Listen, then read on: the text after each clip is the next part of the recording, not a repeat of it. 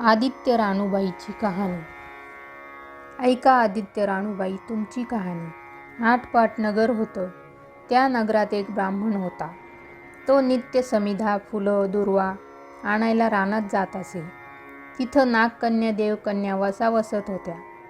ब्राह्मणानं विचारलं, काय ग बायांनो, कसला वसा वसता? तो मला सांगा. तुला रे वसा कशाला हवा? उठशील, मातशील, घेतला वसा टाकून देशील. ब्राह्मण म्हणाला, उतत नाही, मातत नाही, घेतला वसा टाकीत नाही. तेव्हा त्या म्हणाल्या, श्रावण मास येईल तेव्हा पहिल्या आदित्यवारी मौनानं उठावं, सचीळ स्नान करावं, अग्रोदक पाणी आणावं, विड्याच्या पानावर रक्तचंदनाची आदित्य राणूबाई काढावी, 6 रेघांचं मंडळ करावं, 6 सुतांचा तातू करावा, त्याला 6 गाठी द्याव्या, पानफूल वाहावं, पूजा करावी, पानाचा विडा, फुलांचा झेला, दशांगांचा धूप, गुळ खोबऱ्याचा नैवेद्य दाखवावा, 6 मास चाळावी, 6 मास पाळावी, माघी रथसप्तमी संपूर्ण करावं. संपूर्णाला काय करावं? गुळाच्या पोळ्या, बोटव्यांची खीर, लोणकड तूप, मेहून जेवू सांगावं. असेल तर चिरचोळी द्यावी, नसेल तर जोडगळसरी द्यावी, ती नसेल तर 2 पैसे दक्षिणा द्यावी आणि आपल्या वशाचं उद्यापन करावं. असा वसा ब्राह्मणानं केला. त्याला सूर्यनारायण प्रसन्न झाले. भाग्यलक्ष्मी आली. तेव्हा राजाच्या राणीनं ब्राह्मणाला बोलावू धाडलं. ब्राह्मण जाते वेळेस भिवू लागला, कापू लागला. तेव्हा राजाच्या राणीने सांगितलं, भिवू नका, कापू नका, तुमच्या मुली आमच्या येथे द्या. आमच्या मुली गरिबाच्या, तुमच्या घरी कशा द्याव्या? दासी कराल, बटकी कराल. राणी म्हणाली, दासी करीत नाही, बटकी करीत नाही. राजाची राणी करू, प्रधानाची राणी करू. मार्गेश्वराचा महिना आला. ब्राह्मणानं लगीन करून मुली दिल्या. एक राजाच्या घरी दिली, दुसरी प्रधानाच्या घरी दिली. गेल्या पावली मुलींचा समाचार घेतला नाही. 12 वर्षांनी समाचारास ब्राह्मण निघाला. राजाच्या घरी गेला. लेकीने बसायला पाट दिला, पाय धुवायला पाणी दिलं. बाबा बाबा, गूळ खा, पाणी प्या. गूळ खात नाही, पाणी पित नाही. माझी कहाणी करायची आहे, ती तू ऐक. तुझी कहाणी ऐकायला मला वेळ नाही. राजा पारधीला जाणार आहे. त्याला जेवायला उशीर होईल. तोच त्याच्या मनात राग आला. तेथून निघाला. प्रधानाच्या घरी गेला. तिनं पाहिलं आपला बाप आला म्हणून बसायला पाट दिला, पाय धुवायला पाणी दिलं. बाबा बाबा, गूळ खा, पाणी प्या. गूळ खात नाही, पाणी पित नाही. माझी कहाणी करायची आहे, ती तू अगोदर ऐक. तुझी कहाणी नको ऐकू तर कोणाची ऐकू? घरात गेली. उतरंडीची 6 मोते आणली. 3 आपण घेतली, 3 बापाच्या हातात दिली. त्याने मनोभावे कहाणी सांगितली. लेकीनं चित्त भावे ती ऐकली. नंतर जेवून खाऊन बाप आपल्या घरी आला. बायकोनं विचारलं, मुलींचा समाचार कसा आहे? जिनं कहाणी ऐकली नाही ती दारिद्र्यानं पिडली, दुःखानं व्यापली. राजा मुलखावर निघून गेला. जिनं कहाणी ऐकली होती ती भाग्यानं नांदत आहे. इकडे दरिद्री जी झाली होती तिनं आपल्या लेकाला सांगितलं, मावशी घनघोर नांदत आहे, तिकडे जाऊन काही दिलं तर घेऊन ये. पहिल्या आदित्यवारी पहिला मुलगा उठला. तळ्याच्या पाळी जाऊन उभा राहिला. अग अग दासींनो, तुम्ही दासी कोणाच्या? आम्ही दासी प्रधानाच्या. प्रधानाच्या राणीला जाऊन सांगा, तुमच्या बहिणीचा मुलगा आला आहे. कसा आला आहे? तळ्याच्या पाळीला उभा राहिला आहे. परसदारनं घेऊन या. परसदारनं घेऊन आल्या. नाऊ माखू घातलं, पितांबर नेसायला दिला, जेऊ खाऊ घातलं, कोहळा पोखरला, होन मोहरा भरल्या. वाटेस आपला जाऊ लागला. तो सूर्यनारायण माळ्याच्या रूपाने आले. हातीचा कोहळा काढून नेला. घरी गेला. आईनं विचारलं, काय रे बाबा? मावशीनं काय दिलं? दैवे दिलं, कर्मानं नेलं. कर्माचं फळ पुढं उभं राहिलं. मावशीनं दिलं होतं पण सर्व गेलं. पुढं दुसऱ्या आदित्यवारी दुसरा मुलगा गेला. तळ्याच्या पाळी जाऊन उभा राहिला. अग अग दासींनो, तुम्ही दासी कोणाच्या? आम्ही दासी प्रधानाच्या. प्रधानाच्या राणीला निरोप सांगा. त्यांनी सांगितला. मग प्रधानाच्या राणीनं त्याला घरी नेऊन नाऊ माकू घातलं, पितांबर नेसायला दिला, जेऊ खाऊ घातलं, काठी पोखरून होना मोहरांनी भरून दिली. बाबा ठेवू नको, विसरू नको, जतन करून घरी घेऊन जा म्हणून सांगितलं. वाटेत सूर्यनारायण गुराख्याच्या रूपानं आले. हातची काठी काढून घेतली. घरी गेला. झालेली गोष्ट राणीला सांगितली. दैवे दिले ते सर्व कर्माने नेलं. पुढं तिसरे आदितवारी तिसरा मुलगा गेला. तळ्याच्या पाळी उभा राहिला. त्यालाही पहिल्यासारखं प्रधानाचे घरी नेऊन नाव माखू घातलं. पितांबर नेसायला दिला. जेऊ खाऊ घातलं. नारळ पोखरून होन मोहरांनी भरून दिला. ठेवू नको, विसरू नको म्हणून सांगितलं. घरी जाताना विहिरीत उतरला. तो गडबडून विहिरीत पडला. घरी गेला. आईनं विचारलं, काय रे बाबा, मावशीनं काय दिलं? आई ग, मावशीनं दिलं, पण दैवानं ते सर्व बुडालं. चौथ्या आदितवारी चौथा मुलगा गेला. तळ्याच्या पाळी उभा राहिला. त्यालाही प्रधानाच्या राणीने घरी नेऊन नाव माखू घातलं. पितांबर नेसायला दिला. जेऊ खाऊ घातलं. त्याला दह्याची शिदोरी होना मोहरांनी घालून बरोबर दिली.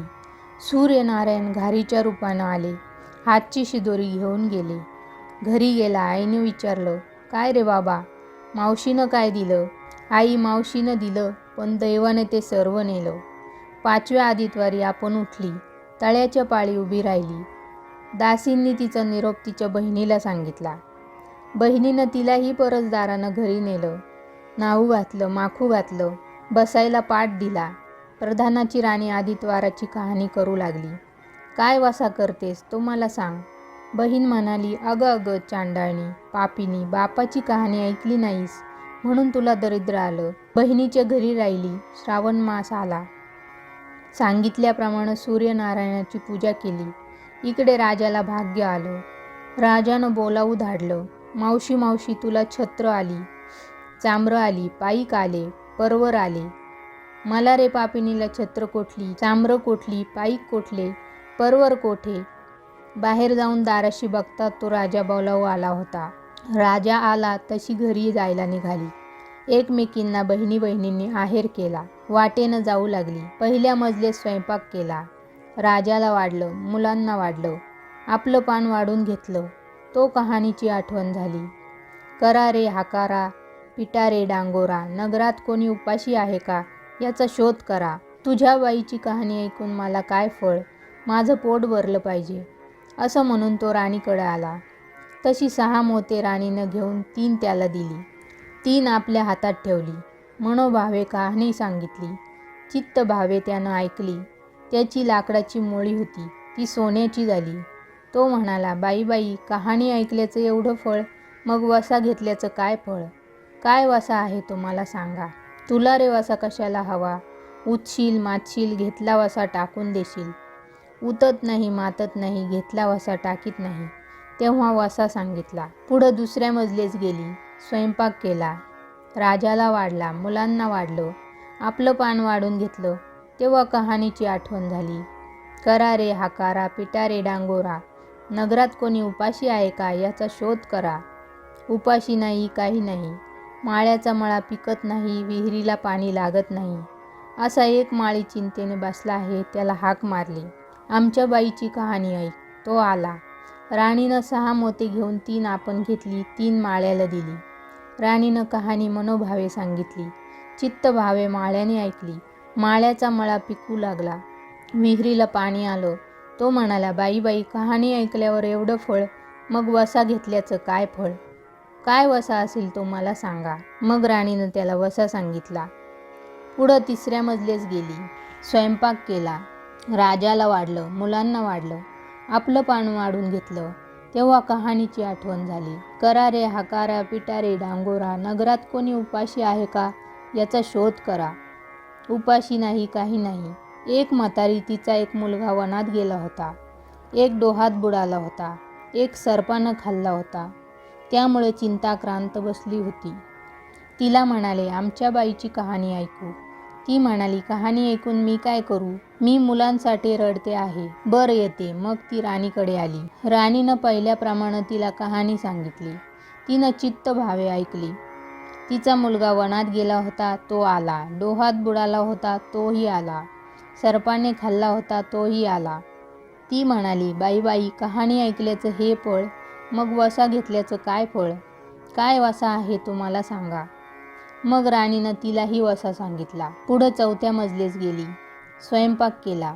राजाला वाढलं, मुलांना वाढलं, आपलं पान वाढवून घेतलं. तेव्हा कहाणीची आठवण झाली. करा रे हाकारा, पिटा रे डांगोरा, नगरात कोणी उपाशी आहे का, याचा शोध करा. उपाशी नाही, काही नाही, काना डोळा, मांसाचा गोळा, हात नाही, पाय नाही, असा एक मनुष्य रस्त्यामध्ये होता. त्याच्या अंगावर तांब्याभर पाणी ओतलं. पालथा होता, तो उताना केला. 6 मोते होती, 3 मोते त्याच्या बेंबीवर ठेवली, 3 मोते आपण घेतली. राणीनं मनोभावे कहाणी सांगितली. ती त्यानं ऐकली. त्याला हातपाय आले, देह दिव्य झाला. तो म्हणाला, कहाणी ऐकल्याचं एवढं फळ, मग वसा घेतल्याचं काय फळ.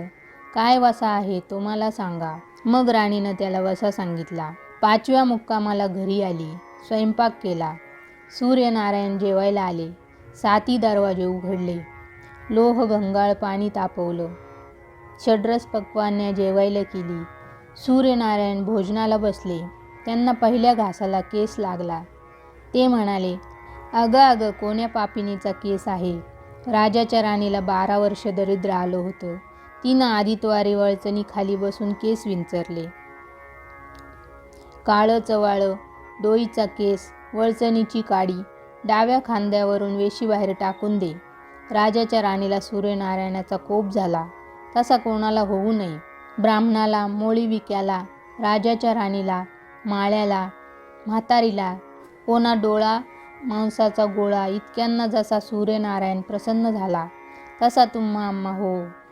ही 60 उत्तराची आदित्य राणूबाईची कहाणी 5 उत्तरी सुफळ संपूर्ण.